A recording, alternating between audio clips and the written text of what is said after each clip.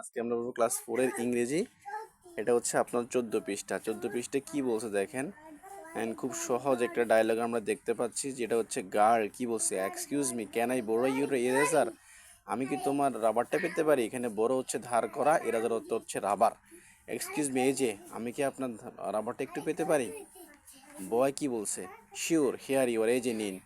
Girl কি বলছে, thanks thanks can I use your sharpener too, আমি কি তোমার কাটারটা ব্যবহার করতে পারি।